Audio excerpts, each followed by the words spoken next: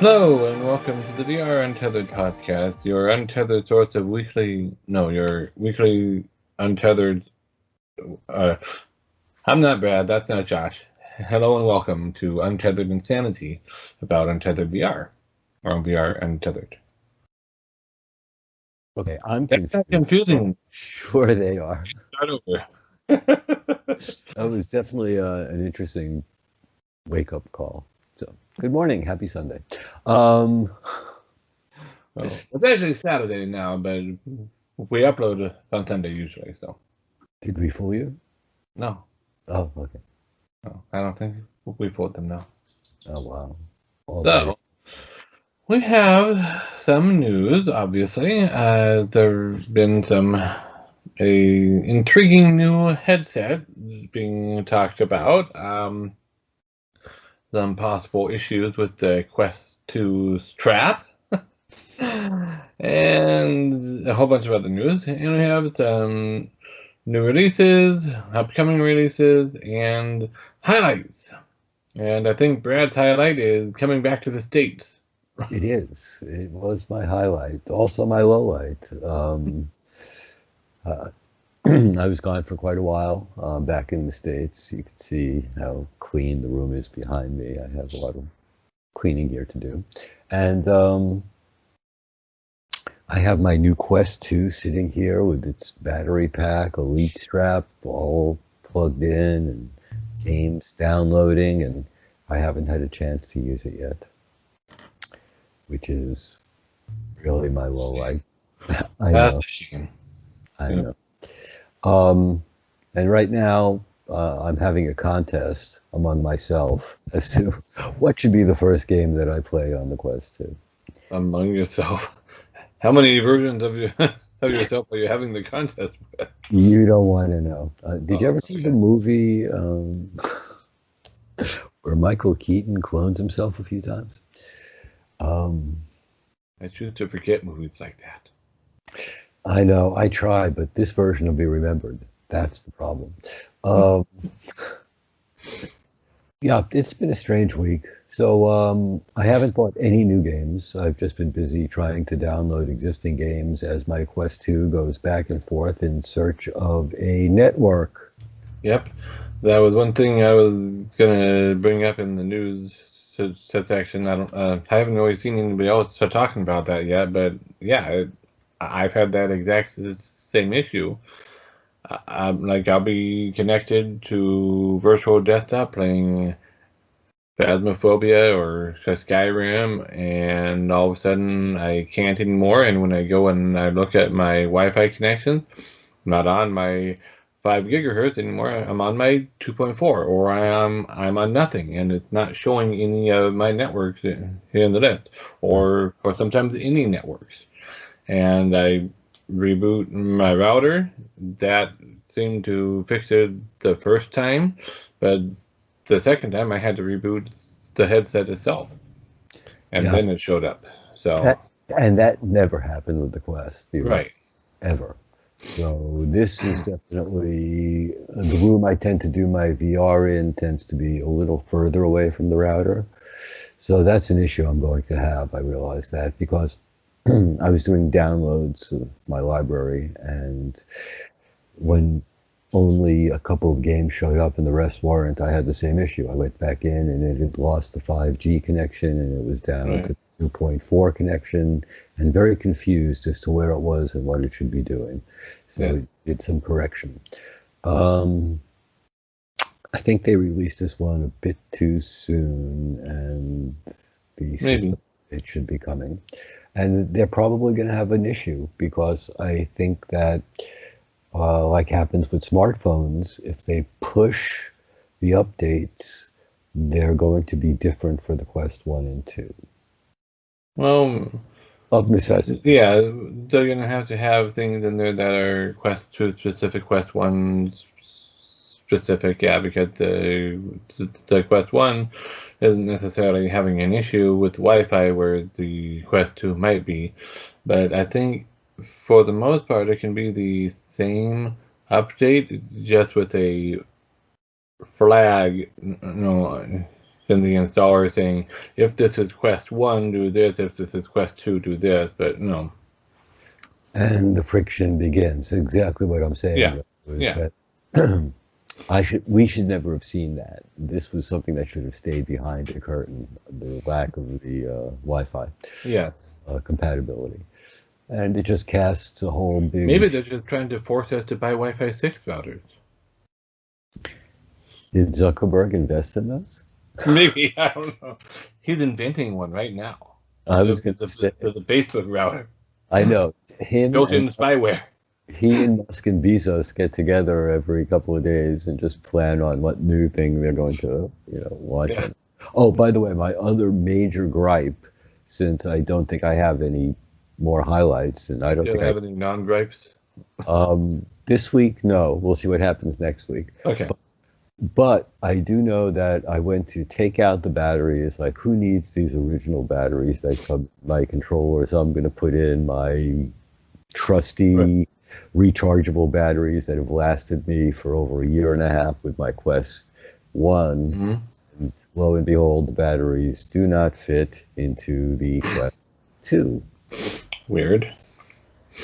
Very weird. The only thing I can think is that enough people complained about loosened batteries. Right, that they made it just a little bit tighter, and the rechargeable batteries tend to be just a little bit longer. Exactly. And especially the ones with the USB connector tend to be a little bit longer. That's why I put out the call. Mikey said Energizer, which I purchased. Mm. If those don't fit, I'll be taking a trip to Canada to murder one of my friends. And that, of course, I'll ask. I'm going to go type in Discord right now. Run my. Right. Well, he wanted a survival game. I'll give him a survival game. Let's see. Anything else that's on my mind? Is this Dr. Ruth? No. No. So that was wrong show. Wrong show. Wrong show. That was a bummer not having the batteries fit. That really was like, yeah. Wow. Yeah, I mean, if they did do that, I can understand why, because that is so technically an improvement. But if it makes it so that the rechargeable batteries don't fit, that's a bummer, because it means that you still have to spend monthly or bi-monthly on buying new batteries or whatever, Well, I already bought, like I said, I had to buy the new batteries. Also, as we had discussed at some point, this Quest 2 was designed to be used with the Elite battery strap. Right. And yes. I wanted that, but I didn't want to do it in the big whole expensive package. I was wanting to get the a case later on. I didn't want the big expensive package, so I've just got the regular Elite strap. And yeah, the battery strap is more what it's intended at, because as I'm sure you were about to mention, you get the in headset tracking of the battery charge, as well as the headset battery charge. And it pulls off of the battery in the back first, and then the headset battery, and yeah. And it doesn't appear to do that with any other outside battery. Now, yeah, I mean, on my battery that I use with my Quest, on the Quest 1, I just had to plug it in, and it would automatically start to charging if the headset needed it. On the Quest 2, I have to press the button that activates the light, so that you can see the battery indicator on the external battery, and then it'll start charging. Okay, but at least it does start charging. Yeah. You just have to do it manually. Yeah, and if the headset gets warm, it stops charging, obviously. So they designed it for the other battery setup, and it was sort of a joke to put the original strap on and not just do the Elite strap from the very beginning, even if it didn't have the battery. Yeah, I think they were taking the feedback of you should have accessories, you should have the comfort mods and whatnot, and they were taking that feedback and going, oh hey, there's a way for us to make X amount, and let's make it so that it's completely without any of those, and then have these available as accessory parts. Which, that's fine because we did at the beginning with the original Quest, we were scrambling to find the accessories we needed. Right. I still haven't found a tried and true set of new hand grips. Right. I haven't gotten around to trying my Kiwi straps with it yet, but I don't know because it looks a little bit different on the inside where it attaches. So It is. Everything is different. The size, the shape, everything is slightly different, but enough that it's not going to be. right.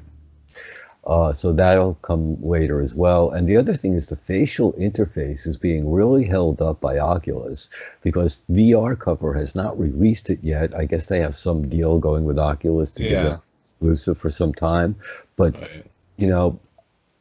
Faceoculus is a provider of a service, and at that, they're very good. As far as distribution of product, they suck. They're as bad as Google. It's awful. And if you write a support ticket, you can certainly expect to be helped at some point in the next few weeks.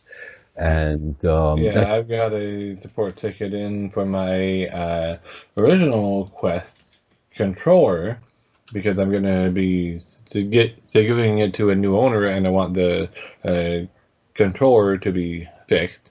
And they want me to take a video of the problem through the lens with my camera.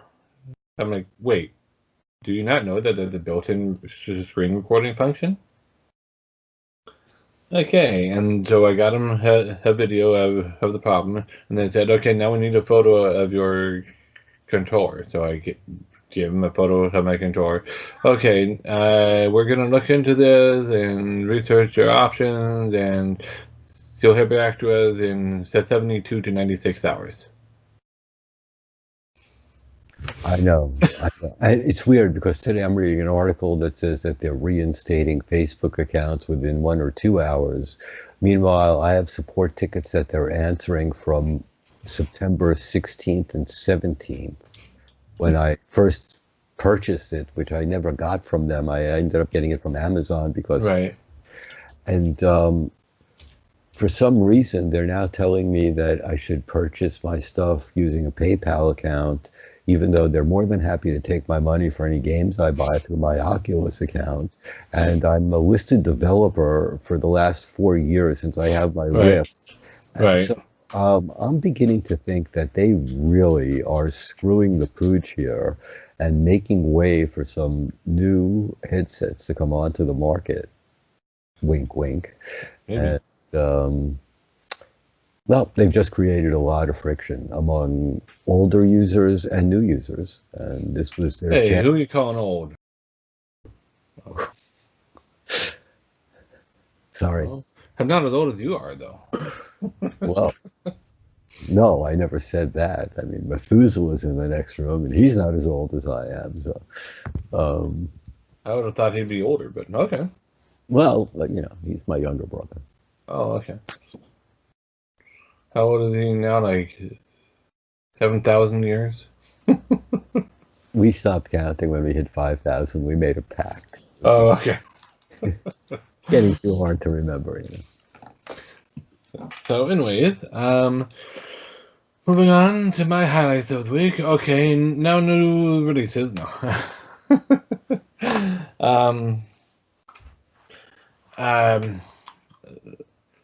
I think my highlight of the week was twofold: playing the Phasmophobia and playing Population 1, which was our new release of the week. Correct. So Phasmophobia runs well on virtual desktop, and it does have some bugginess and a little bit of jankiness to it because it's a solo dev. if I remember right, and is doing very well for a solo dev.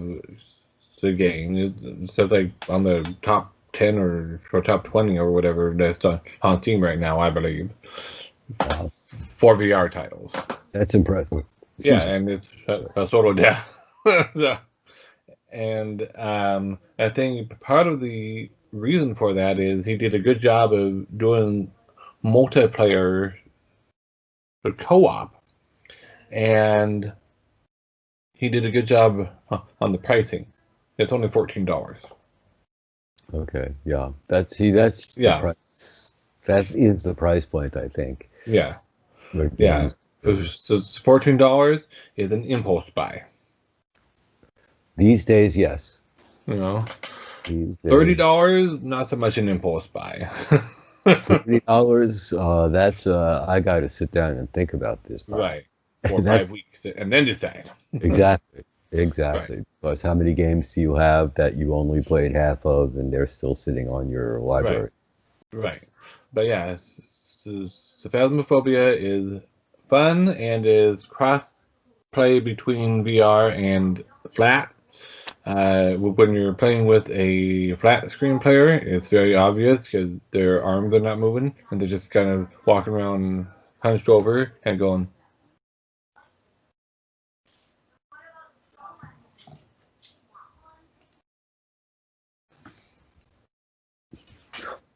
Hey, that sounds great.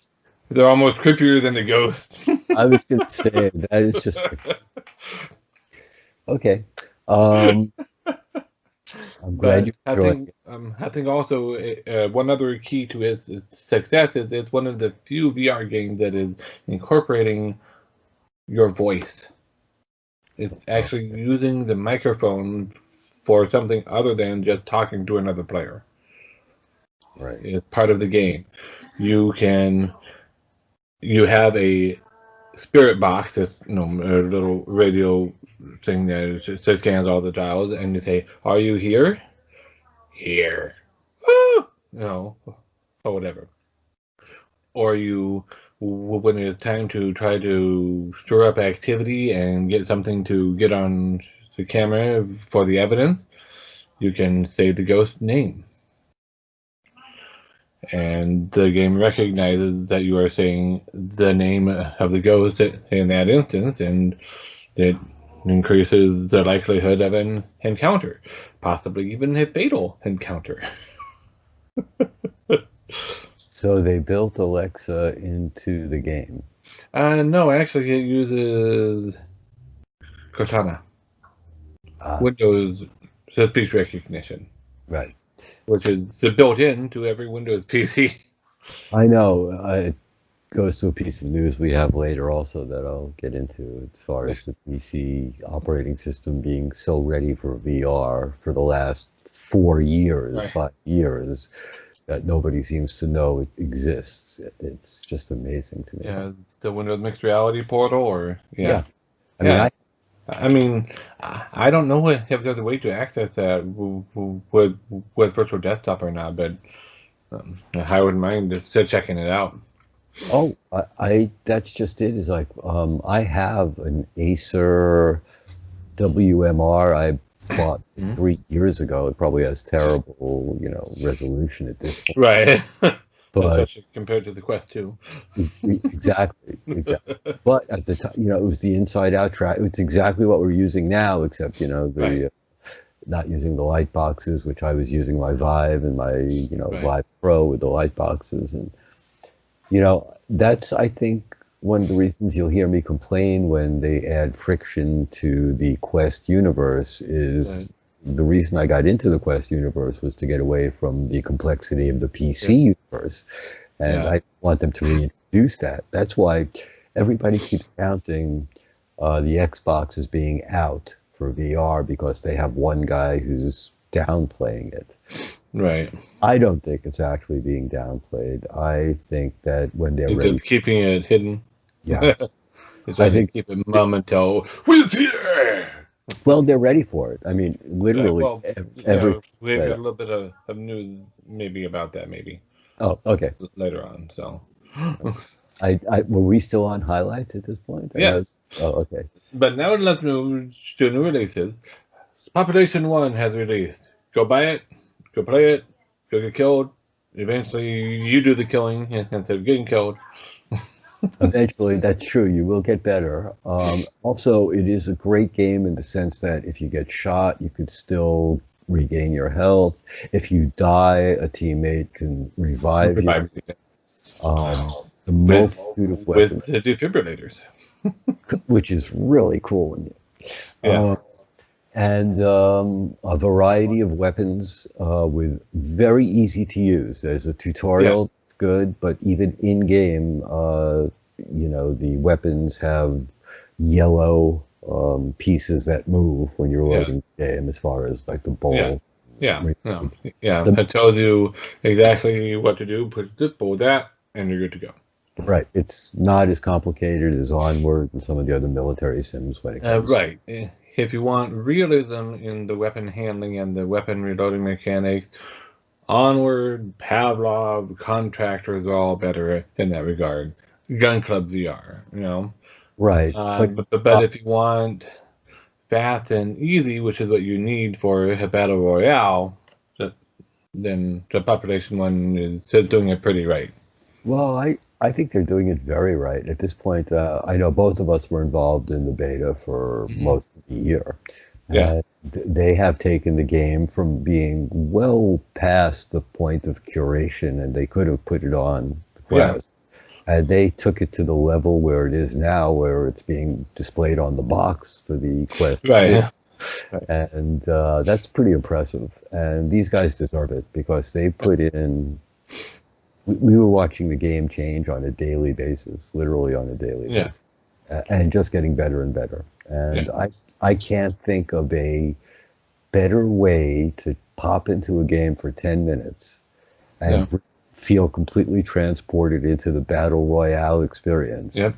Yeah, and you're right. With it being like basically the 10-minute matches, it's also kind of a casual game because you can just jump in to find a match, and okay, it's one match. Now I gotta go do this or whatever, and you can get a full game in just a 10-minute period. Right. So, and of course, you can still make squads and play with your friends and take it up to different levels and stuff and different strategies and avoid cemetery when 6 people land there, as opposed to just there's all sorts of strategies that you'll pick up on. But the game itself, it's really well thought out. The graphics are fantastic. I haven't even looked at it at Quest 2 yet, but it should be amazing. Yeah. And what other game is there where you can fly around with a jetpack, shoot your enemies down, have your friends revive you, and it all works. It just all works. And the game just keeps pushing you towards the center, Well, not actually to the center, but one small area, yes. It's going to sometimes it's in the center, sometimes top corner, but yeah. I misspoke, but a sector. It'll you one sector, and it'll get you to the point where you're literally face to face. Yeah, you're like in a 3 by 3 meter area with the other squad. Right, and if each squad has 3 people, so if there's more than a squad or 2 left, oh my God, you can imagine, Yeah. That's the ultimate battle royale. Yes. So it's great. It's great for looting. It's good fun. The community so far has been great. We'll see what happens. And I understand that it's packed. Whatever time you go in, you'll find the match. Yep. So, for now, at least, it remains to be seen if that continues to be the case after the initial hype has worn off. I think it probably will die down a little bit, but it should still stay fairly active with being able to find a game. Because so don't forget, it also populates with bots, I think, doesn't it? Or did they get rid of that? I forget. Well, that was in the training and the tutorial. You could run. When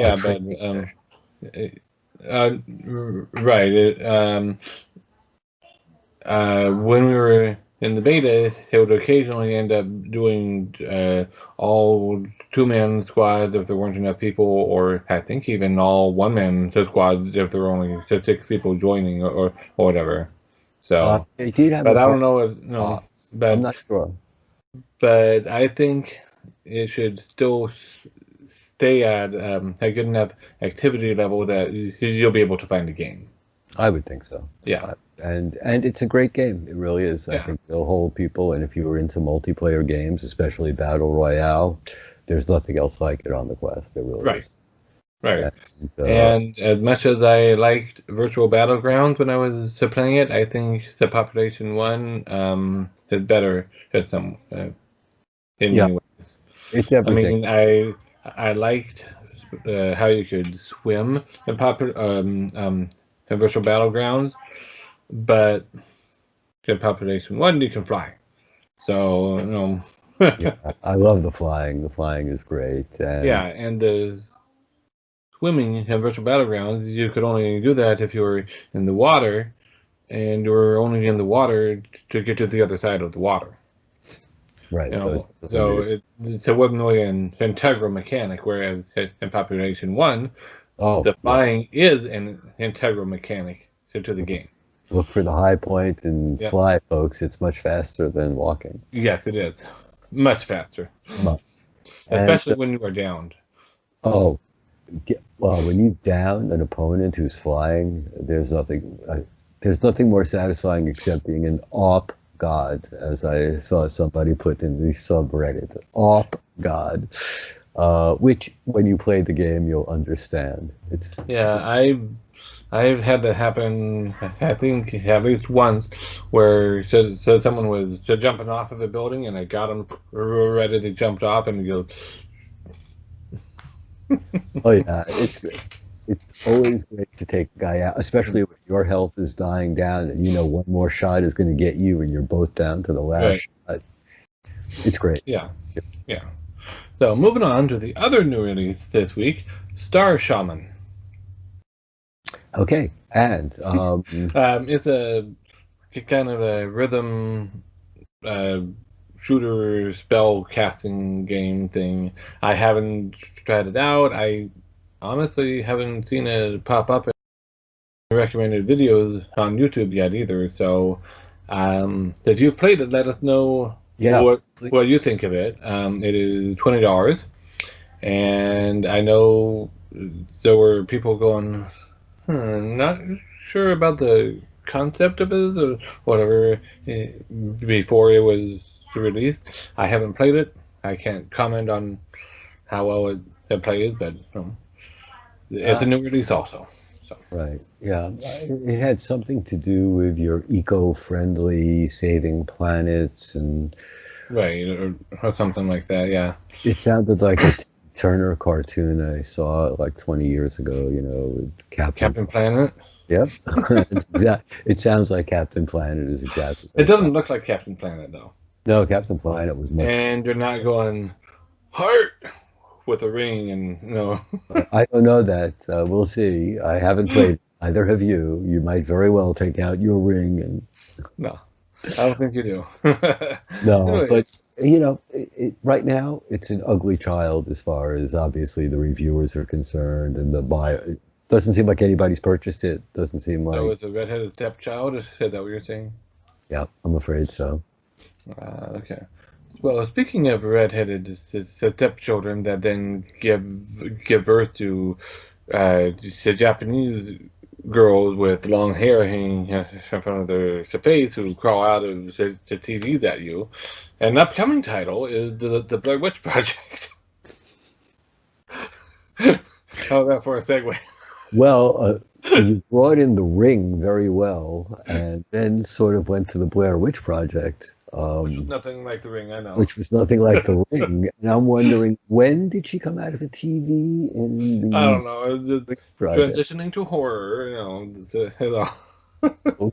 Okay, okay, I'll give you that. Move on.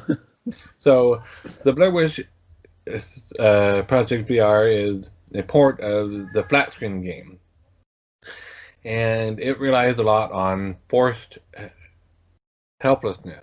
You can't do much in the game except walk, run, hide, but you have a dog who can go and do things for you, or limited things. I'm not sure how much. And you were exploring the woods of the Blair Witch Project fame. So, at night, which is probably a bad idea. Well, BOGO gone bad. BOGO meets the Little Witch Academy. Yeah, okay. So that would be a lighthearted game. Right, exactly. Well, more lighthearted than the Blair Witch Project. I'm afraid the Blair Witch Project is going to have some jump scares that it's going to have to rely on, like the Witch Project did. Yeah. And if I was going to play a horror game, I think I would go for The Exorcist right now, as opposed to Blair Witch. Right, or Phasmophobia. Right. I'd rather go for a game built. Well, once again, though, I'd rather go for a game built for VR if I'm going to play it in VR. And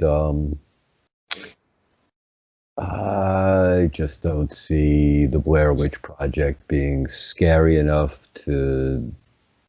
The idea was never scary. That's the problem. If you ever saw it, The Hills Have Eyes was a much scarier concept. I never watched the movie, and my wife was made sick by the movie because of all the camera movement. Oh yeah, the camera. Well, that was where it started, really. The horrible. You can't what a bad movie this is because the camera's moving too quickly to see that we don't know what we're doing.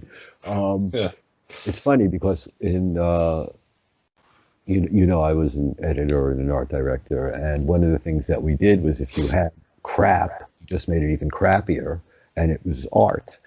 And that's where Blair Witch went with their whole thing. So I just can't get behind it. I would much rather play The Exorcist if I was or even Dread Halls. The Dread Hall beats them all. And it's got the ultimate in forced helplessness because you don't even have a dog to help you. I know, that's the big thing that they do with the Blair Witch Project. They say, and you can even pet your dog. Wow. I know. I know. It's just like, okay. Okay, the witch is coming towards me. I'm petting my dog, though. I don't even see why somebody would think that that was a good avenue for a VR experience. Well, horror tends to do well in VR, and I'm sure that there will be some people that really like it. My only concern about it is the port from the flat screen to the VR, because unless that is done well, I know. it's not going to be as good as it could be. So, and I'm not the right target market for that anyway, because I don't get scared easily in video games, even in VR. The only one that really gets my heart pumping and me going at the slightest noise is Dread Halls. I mean, that one, that's not VR horror, that's VR terror. Right. Yeah. Unlike Richie's Plank, which is something else entirely. Right. I would have no problem with that. I did the original Face Your Fears on the Gear VR, and one of them is the fear of height thing where you're on top of something, and I was deliberately sort of looking down over the edge, and then when it fell, I was like, yeah, okay. Wonder if I'll bounce. Yeah. Right. Yeah. So that stuff doesn't really bother me. Well, physically, my stomach still drops when I get the sensation of height. But, I also, there's a part of my brain that keeps saying, that's just 6 inches in front of you on the floor, buddy. You can do this. Right. Can do this. Right. But yeah, so it just makes the game that much more immersive. So, and I'm like you. I don't get scared easily. I get more annoyed at jump scares than scared. Yes. So Phasmophobia is good because it does do a little bit of building towards it rather than just, Right.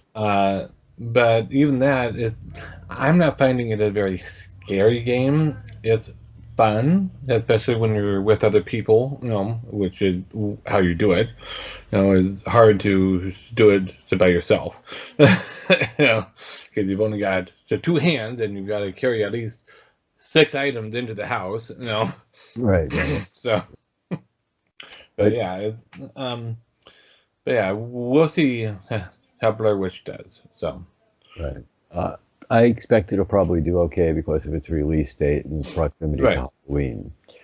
Other than right, that, that was a good choice of release date. Yes. yeah, especially for a project that I don't think is highly anticipated, but we'll find Right. out. We'll see Yeah. how the sales go. Now, one thing I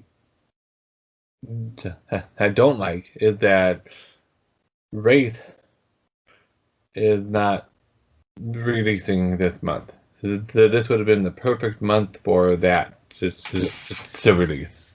I know it's poor timing. You realize how Yeah. long ago did they send out these Quest 2s to the developers that have Right. all added stuff on, and they never even got to release the original yet onto it. And here's Halloween, and if ever there was a time for Yeah. Ray, I uh, mean, I have confidence it'll be a good game, but yeah, this this would have been the ideal time. right? Uh, Yesterday, or the day before, rather, well, or next week. they could do another Monday early morning Yeah. release like they did last week Yeah. and take everybody out, but. Yeah. True. True. So we'll see what happens. It doesn't have the same impact as the Thursday releases when they do those Monday releases. Right. But what I Well, will say, so because you're not anticipating them, they're just all of a sudden there. which okay is okay as well. I Yeah. mean, then you wonder why was there no hype and the Right. size of your library, and you go, how many games do I really need this week? So All of them. I No. know. I'm being more selective these days. Well, Now yeah. the library has grown so large. Yeah. I'm just being more selective. Michael is not, though. No, he's not. And also, that means that you will have to be a Facebook devotee for life now that Oculus. Yeah. Yep. That's one of the, I don't think I actually wrote that down in the news section, but, I mean, to an extent, it's kind of a given. If it merged with your Facebook account, and we know that having your Facebook account temporarily disabled by Facebook means you don't have access to Oculus. Well, then, if you disable your Facebook account, you also won't have access to it. So, no, it's kind of a no-brainer in that sense. But yeah, that's something to be aware of. Doing that after you've released thousands of dollars worth of games? Yeah. No, I'm sorry. Well, no, I'm not saying it's a good thing, but no, something that's not necessarily knew there's an oh no, we didn't know this was well, I knew that it was going to be that way because um when way back when we first heard they were going to be merging the accounts, Mhm. people were wondering, well, what does that mean then if you have a Facebook ban or delete your Facebook account? Well, as soon as the Quest 2 hit and people started having to merge their accounts, and we got the reports of the people being locked out and banned and not able to access their Oculus, we knew what would happen. So we also knew what would happen if they decided to delete the Facebook account or to temporarily suspend them themselves. It would also lock you out of your Oculus Quest devices. So it's not news. It's something to keep in mind, and to be aware of, but it's not necessarily unexpected. Um, No, and I'm not saying it's right. I'm not saying it's a good thing. I'm just saying, um, unfortunately, I saw it coming. I saw it coming, but I can't buy the analogy because that would be like saying you can't play your Xbox if you don't have your PC connected. You know, it's Oh very. no, but if you disabled your Xbox account, to deleted it, then any game that you didn't like have a physical copy of, right? You wouldn't be able to access and play, right? Well, I don't have an Xbox, so there is no way of having a physical copy of Facebook Oculus games, right, but PK, and that has the nothing to do with it. But okay, and for the when you bought games for the Go, which will no longer be used if you have the Quest 2, and you bought games for the Quest 1, which if you decide not to use Facebook anymore, you no longer have access to, at no well, point did they ever say that you do for the next 2 years, but then that's still a it rental. might go away depending on developers and whatnot. So yeah, That's still a rental, not a right, purchase. And right, at no point did it tell me rent. The button kept saying buy and sure, purchase. right, And that is completely independent of anything that I right, go to later. right. And like I said a couple of times, I'm not saying it's right of them to do this necessarily, but it's not unexpected of them. And as I mentioned, I don't have an Xbox, and the only reason I I, mentioned unless you have a physical device was, I was like, well, I don't know if they still do the disc or not with that at all. they do. But um, if you delete your Xbox account, you deactivate it, you delete it, it's gone. Then when you go to your Xbox, do you still have the games that you purchased? Can you still play them? Absolutely. Okay. Because I could easily see them going, oh, well, you deleted your account, all right? You need your account to log in to these games, Now, I will So, say that now that Windows is no longer an operating system, but a rented operating system, um, they can do whatever they want since right, Windows is what's running Xbox.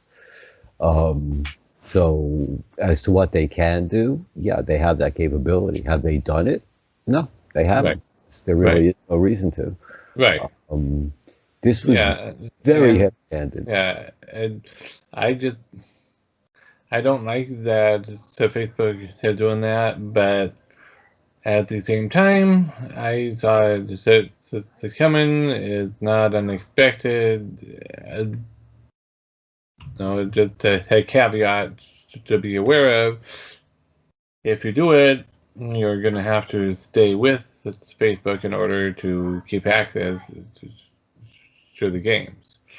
You know, but um, it, yeah, It's a stupid idea. I have to yeah. be honest. It really is.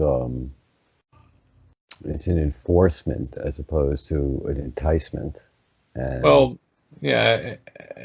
At the same time, not that this is exactly analogous, but we have a Nintendo Wii. It can't connect to the internet anymore because of various reasons, and it's had discontinued to product. So games that we we bought for it, we can't play. okay, You because know, it had to be um, connected to the internet. well, to get updates and whatnot, and have some of the games are online multiplayer games. You know, but things that uh, um, require an internet connection to play, or that require a more current version of the operating system or whatever. You know, Well, that goes without saying, though. That's right? But it's like if a console gets too old, it can't to be used anymore, and then you lose all the games that you bought for it. I mean, I bought Metal Gear Solid way back when for the PlayStation. I can't play it anymore. I don't have the PlayStation. I don't have the disc. But I still bought it. You but know, if you still had the PlayStation and the disc, you'd be able to play it.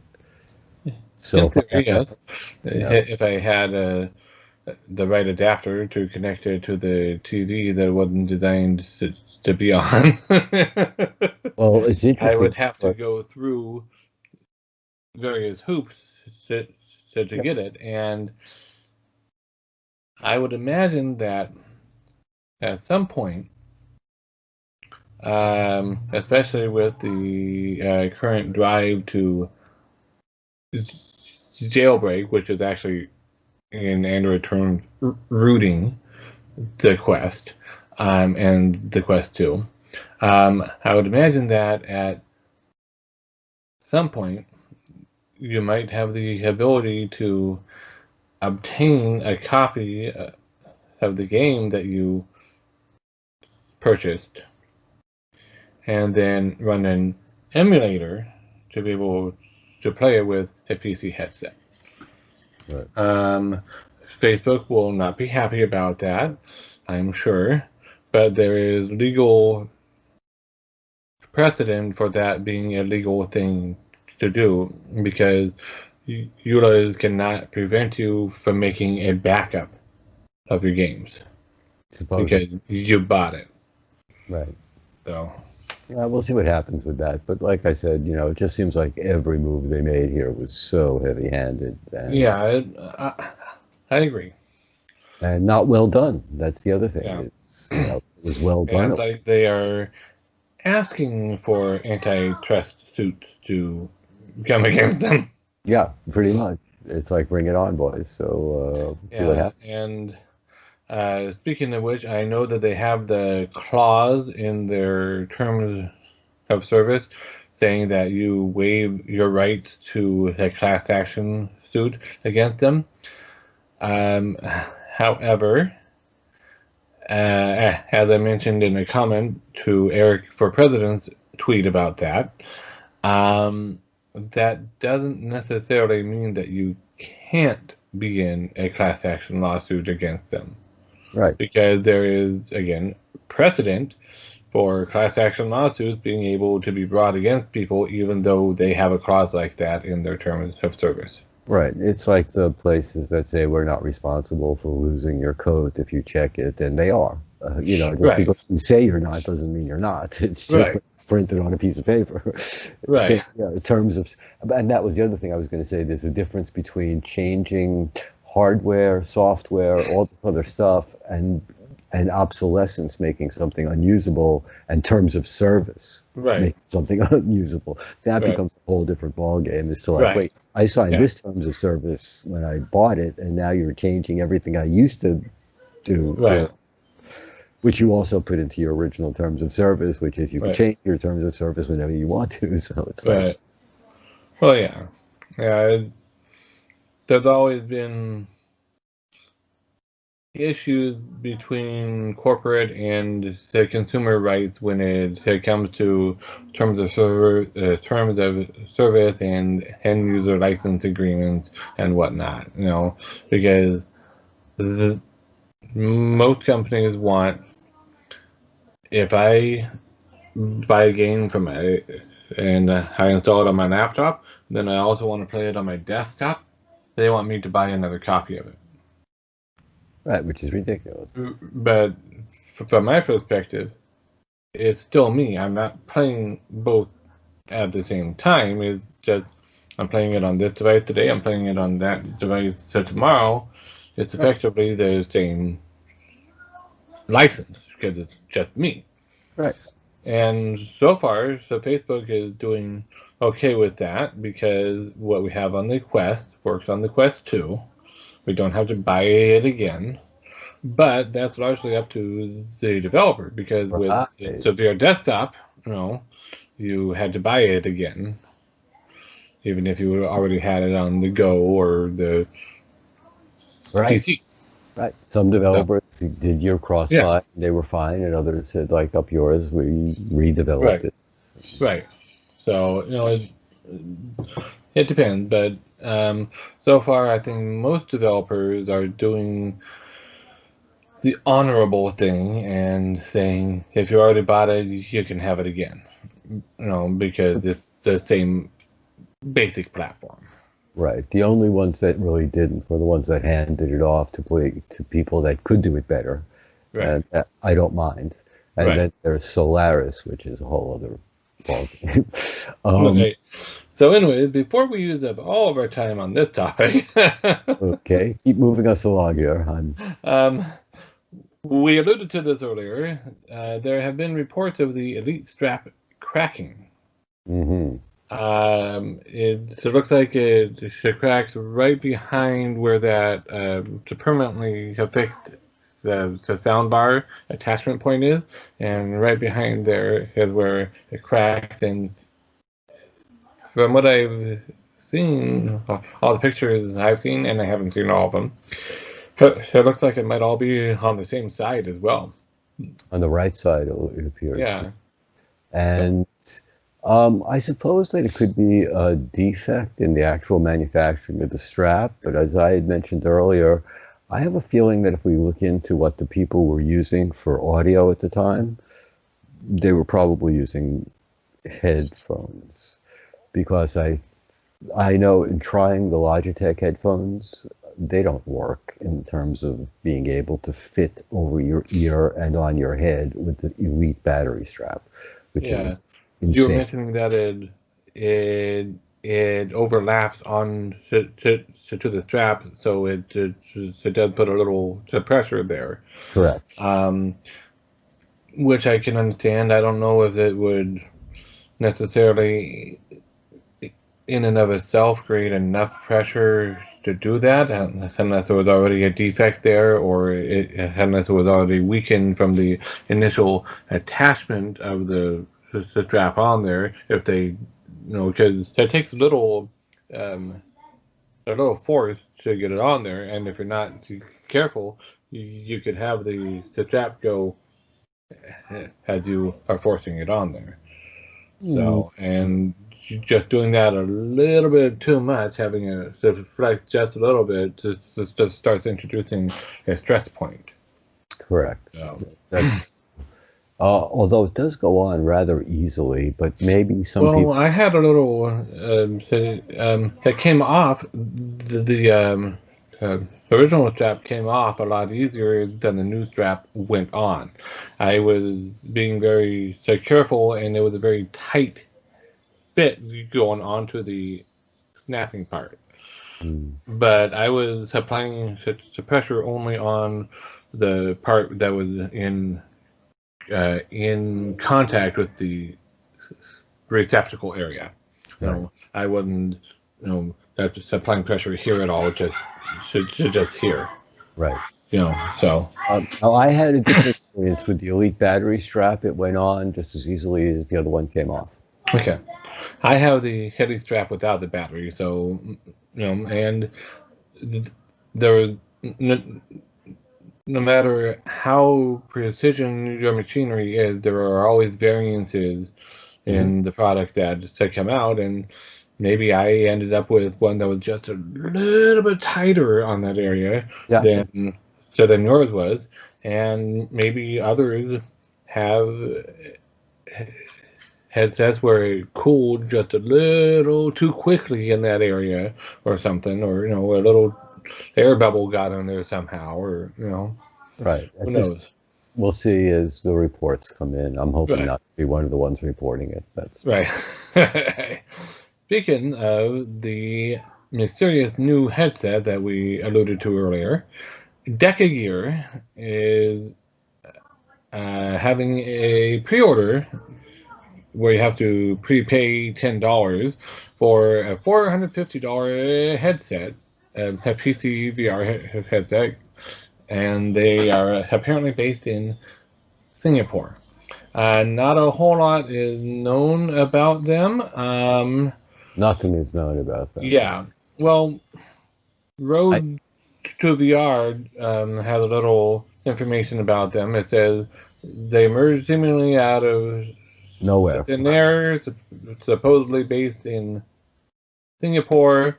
Is headed by Or Kunstman, who, according to his LinkedIn profile, has two companies between 2004 and 2013, and was most recently the managing director at a now defunct studio called Beta.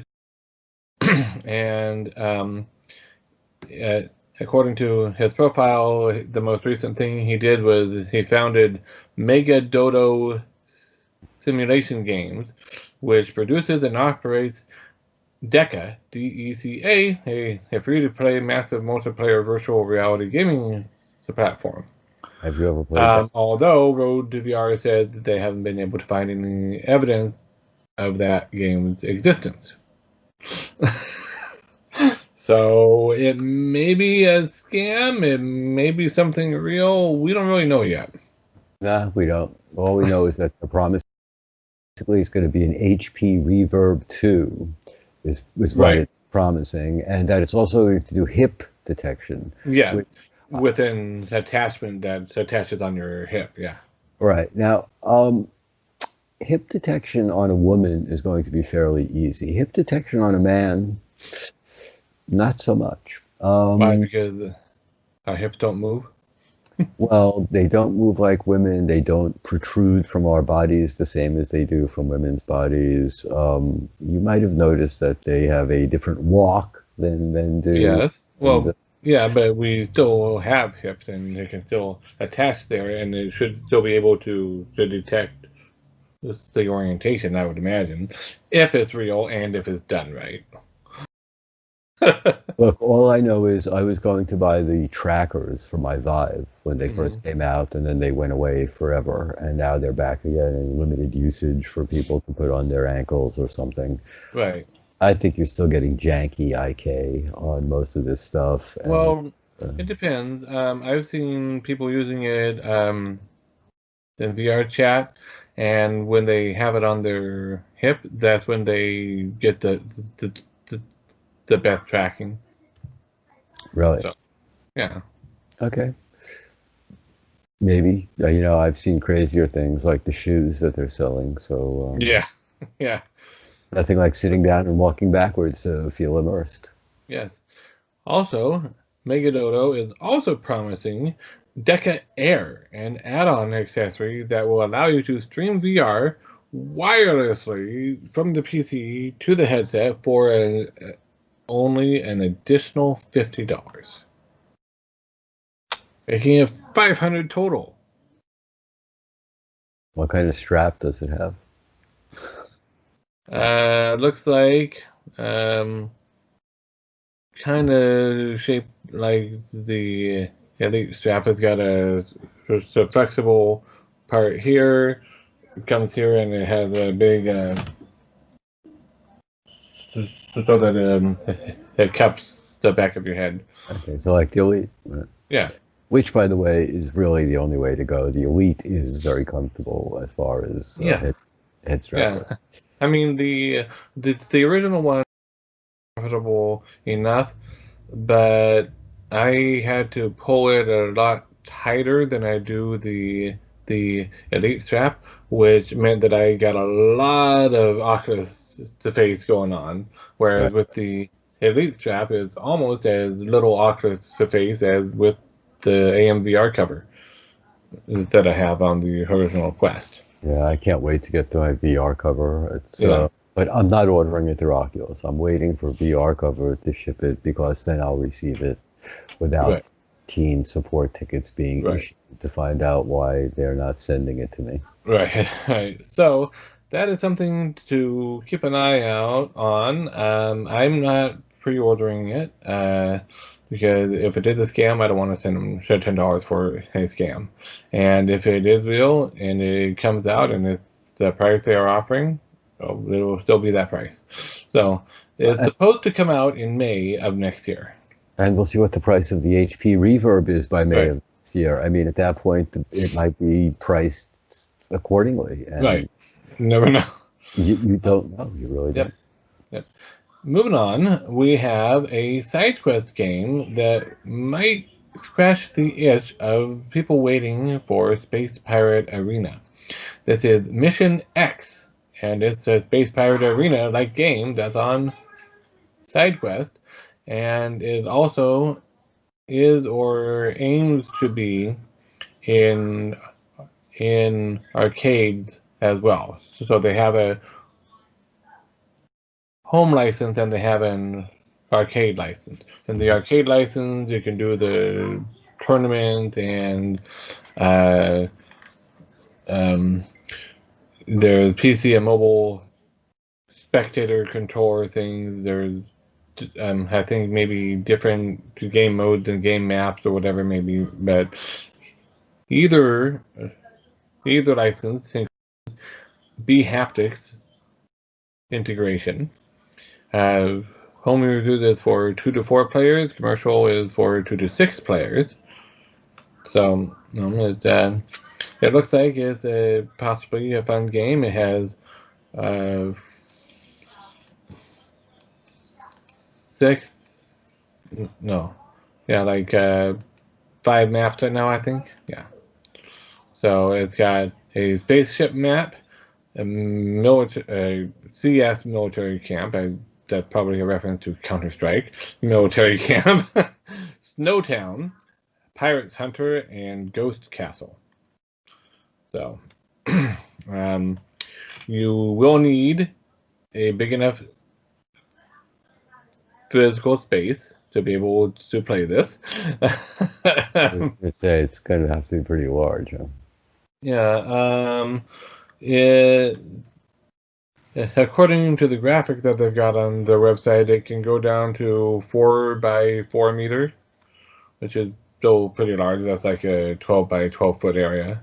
A little larger, actually. Yeah, if you're going by meters, it's closer to 14. Yeah. So it's I know, but as a rough approximation. You know. I don't know how many people have access to that size play area. You would have to go to a park or something, and do it outside on an overcast day, or go to a park with a pavilion and do it inside of the pavilion area. It's going to be harder to actually go outside because now that Oculus has put in their terms of service and in their warning, never take the Oculus outside. If there's any burn whatsoever, they're going to tell you no. You know, right. The first time around they didn't. This time around, right. Don't right. do this. But still, if you are careful about it and do it right, it's still just as possible, as far as I know. It's just not really recommended unless you are doing it right, and even then... It has to be super overcast day, no rain, no... Yeah. I mean, I haven't been able to even to try that on my original Quest yet, because anytime it is overcast enough, it's also going to rain in the next 5 minutes. Right, exactly. That's either that or you have to... And if it's not that overcast, it's too bright. Right. Or it's 15 minutes from twilight and you're about to go into darkness. So, right. Yeah, it's a losing situation. It's tough. Yeah. However, speaking of the Microsoft stuff we were alluding to earlier, Microsoft Flight Sim forum user Signific uncovered a reference, apparently, to a possible Xbox VR in the code. There was a reference to Scarlet VR, so Scarlet is referring to Project Scarlet, which was the code name for the Xbox line. So does that mean Xbox VR is secretly being worked on? It is. I guarantee it. It is. There's no way they're letting it go. And since it is literally already built into their system, and you could take virtually any Windows MVR and stick it into the Xbox, and it'll work. I don't see why they're holding back at all, really. They're just playing coy. I don't know why. I know, me neither. But at some point... also, speaking of Microsoft, they're also working on Pivot haptics research, which is where you have a wrist-mounted device that slaps the ball into your hand and pulls it back out.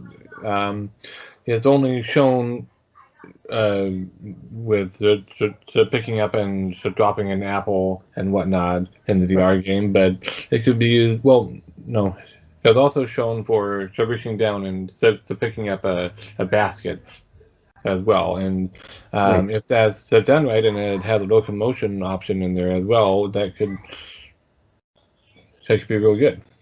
Well, even the locomotion, just that adding physical weight to a non-existent object is pretty impressive. Yeah, yeah. I I just mean, I that's know developers are trying to add virtual weight to objects, but by making them lag behind and whatnot, and requiring more, you have to move slowly if you don't want to be way far ahead of it and all that. But to me, that doesn't. I'll be honest, that doesn't feel like weight. That no, it feels like doesn't. lag. Exactly. It doesn't feel like weight. Right. It's just a simulation. It's a game they're playing to try and trick your Right, mind, but right. sometimes it just doesn't work. Sometimes it Yeah, does. yeah, I will give it that, yeah. but only if it's a little bit. Right. If If it's it's too only just much, yeah, it breaks the immersion. So yeah, this will be nice if they can come up with. And I think that they probably can with some wristbands because the wristband is going to have more of an idea of weight. I think right. it's easier Yeah. to. Also, I just had an idea. I know Oculus bought this company, but Mhm. there is a company that was working on detecting intent based on the mythology feedback. Uh, the, the muscle sensing feedback, which was the wristband. Right. If that could be built into the wristband portion of Microsoft Pivot, that could solve the locomotion issue right there. You have an intent to push forward on the thumbstick or whatever, and it moves you forward. You know, Right. There's that, and then there's also the virtual joystick, is what you're yeah, talking about. By putting it on your wrist, you have a right, virtual whatever, even right, a HOTAS, and you could play squadrons.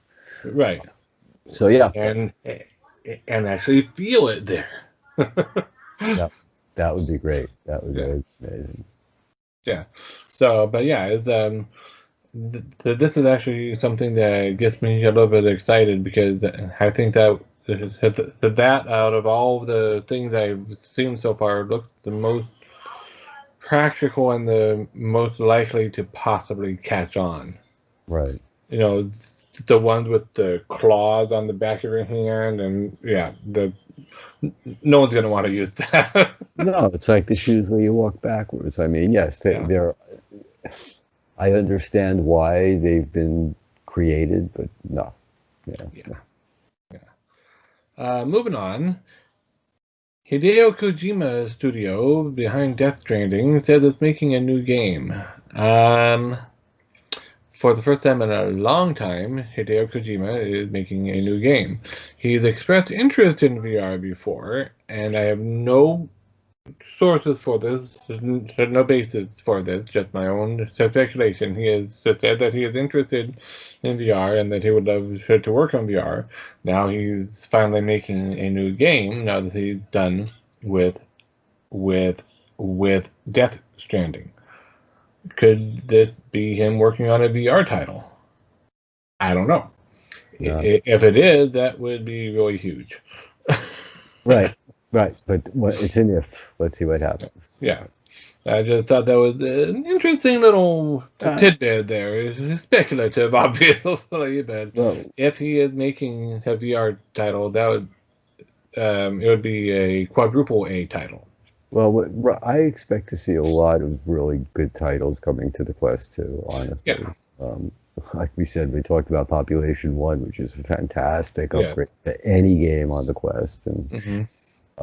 I know we have that a particular friend of ours who's into killing zombies, who's loving Saints and Sinners, With a and pocket knife.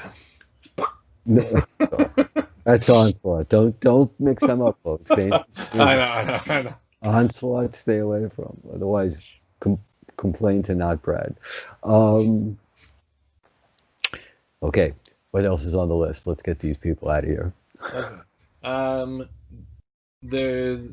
an organization called Giant Health that is having a virtual event in December discussing technology, including VR, in healthcare and medicine, and are they're going to have a talk by Claudia Backus from the Facebook Reality Labs, among a whole bunch of other people. If you are in the healthcare field and want to check it out, so go ahead and look it up, Giant Health, and you do need to register. It counts as continuing education units and whatnot. So, yeah, it's not something I'm going to be attending because it costs too, too much money for just casual curiosity. Right. So, But if you are a doctor who is yeah, looking into this or a medical student, I would yeah, definitely say yeah, it sounds like a good thing. yeah. Moving on, Meta OLED displays could bring 10,000 pixel per inch screens. That would be nice. This came out of research into how to improve solar panel efficiency, and they realized they could make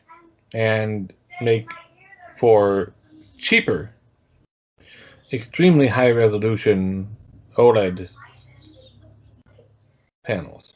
Um, if you think that the 550, 600 to 700 is of the current smartphones and whatnot is insane, or the Quest 2, the pixels per inch is insane.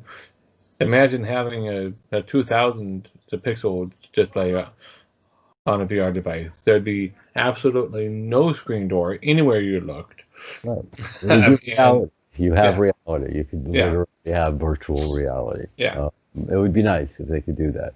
yeah. And it was a kind of a fascinating read because I'm like, wait, it would actually be easier and more efficient in production costs to do this than to do the lower the pixel per inch. That kind of seems a little counterintuitive, but you know, Well, it's the meta OLEDs. It's like the QLEDs. Everybody right, goes about OLED. QLED, which I do have a set, is yeah, amazing.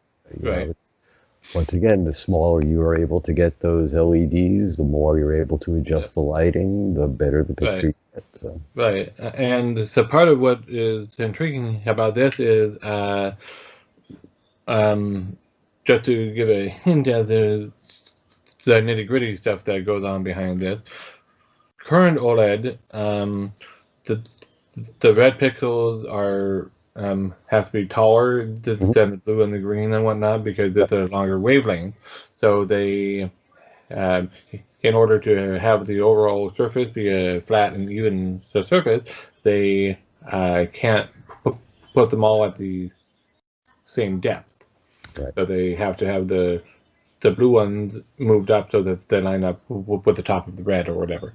Um, with the Meta OLED display, they don't have to do that. They can put them all at the same level. And part of the reason for that is because they are using metal backing underneath them that at a nanoscale is corrugated like cardboard, so it reflects in it and it amplifies the light from the micro LEDs. Right. Well, that's like the QLED. They have the Yeah, different sizes also. So yeah, I'm used to that. I don't just have no idea what size they'll be able to get down to, but right. Who knows when it'll come, but yeah, that's sometime down the line, and it'll probably hit VR at some point. or So, AR, whichever it is. right, It's or both, or both. or even a contact lens. Correct. Yeah, it'd be So, great when doctors, when ophthalmologists, and technicians, and could correct your oh, vision. that reminds me, I didn't write this down in the news, but I was just reminded I saw something on Twitter. I forget who shared it, but it's where they can inject into your eye a space where they can insert things like a new lens or whatever, including possibly augmented reality stuff injected into the eye so that it's always there. And his concern was, well, what about upgrade? Does that mean another needle in the eye and pulling that stuff out? And Don't I'm worry like, about your nerve well, link. either way you look at it, injecting something into the eyes, it's ugh. Yeah, I know. That's why I said, but your Neuralink will handle it, and Yeah. don't worry about it. After the Neuralink is in, all your updates are coming in just fine. Yeah. Um, Last two bit of news, really quickly. Sony has a new 4K spatial reality display, which has glasses-free 3D. They are aiming this for now only at uh, creatives at big companies that can afford the expensive stuff, and it's like the size of a laptop screen at present, so it's not huge, but it uses eye tracking to somehow, from a flat screen with no separation of the eyes, send only to the right eye and only to the left eye, so that it looks like a 3D image in front of you, and is to a degree independent of your angle to the screen. It's not for consumers yet. It's probably It's way too expensive it's for consumers at this point, but Nintendo 3D XL is what it is. It's right. right. Only it's got the eye tracking so that it stays oriented right, where the 3D XL is, if you were at the wrong angle, it wouldn't look right. And, yeah. Well, once again, it was a tiny little Yeah. screen. So I'm sure the bigger the screen, the better they're getting at it. Yeah. But a Yeah. computer-sized screen is nothing. And to be very honest with you, TVs have become so good. I've seen 3D televisions without using 3D glasses, Mm-hmm. where the picture appears to be popping out of the screen. It's like they can do that just now. Yeah. So Yeah. I imagine a slightly offset screen would be able to do that pretty Yeah. easily. Yeah. Um, uh, when you said that it looked like they were popping off of the screen, I couldn't help but go here. Dr. Pimple Popper No, on no. that screen. Okay. No, I said somebody wanted the new emojis where they heave, but as opposed to seeing it coming out of their mouth, you see it on screen. It's like it's okay. Anyway, last bit of news. I don't know anything about this other than the short little video that I watched in a tweet, which also had a mention of, I think, the ad making the company. HoloLamp. This is evidently a device that can project a holographic image onto a flat surface, and also project a menu area where it detects if you are tapping in the right area for for certain actions. And in the video, it was using it as I guess, COVID safe menu system at a restaurant. The waiter comes over and goes and places it on the table, and then the customer at the table is looking at the 3D representations of the food on the table, and then goes into to click another category, or clicks next, or Right. and then she takes out her camera and takes a picture of the so I know. I saw this like 2 years ago. They were showing people trying to get yeah. this together and to have the project. It's basically just a projection of a menu. Yeah, yeah. I So mean, the technology for this has been around for a while. There were people doing this with the Wiimote ages ago. I've walked into doctors' offices where there's like pediatricians' offices, and they have these beautiful little things on the ground, and you look up and there's a screen the size of your, smartphone, Right. and it's just projecting it onto Yeah. the floor. Yeah. And Yeah. Yeah. I you know, mean, yeah. The technology has been around for a while, but if this, I didn't research enough to know if this is a real product or just an ad that was made, they're But still trying. They're working on it. yeah, Bottom line is they're trying to convince people they yeah, need this, and if they right, do, they'll create it. And they have the right, prototypes.